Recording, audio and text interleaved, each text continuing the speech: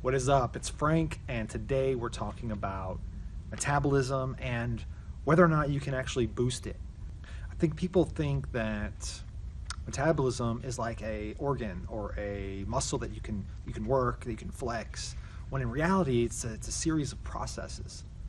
And these processes are actually chemical reactions that burn calories, basically.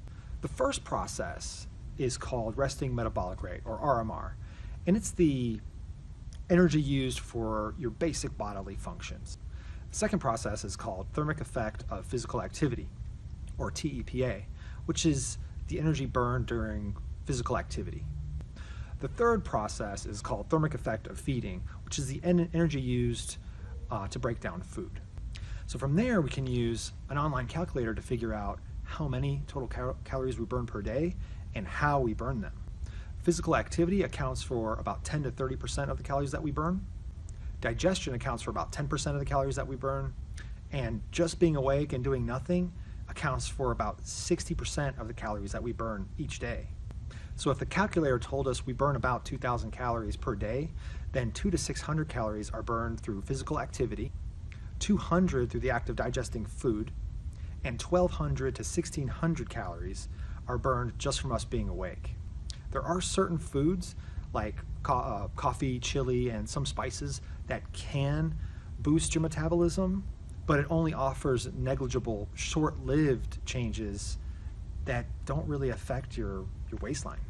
Chances are you're already drinking a ton of caffeine, and if you're not, I'm not suggesting that you do so, since we already went over that caffeine only temporarily helps. But don't freak out, because we can still target the RMR or the TePA. Here's how.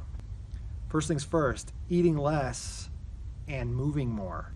Even walking has a huge impact. Building more muscle means having less fat, and having less fat means having a higher RMR, because muscle uses more energy than fat while at rest.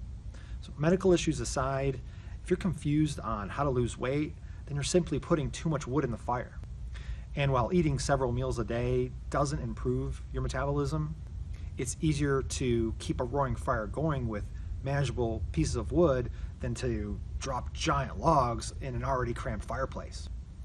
If you allot a certain amount of calories per day and you spread those calories out, then it's no problem sneaking a piece of cake in at lunchtime, and then you just X out your midnight snack. But if your daily allotment comes in 2 giant meals, one at lunch and one at dinner, then it's easier to go over if you're grazing all day. So there you have it. You can't really speed up your metabolism, but you can use the concepts to manage how many calories you're giving your metabolism to work with. So that's all I got today. Now you know, make it a great day.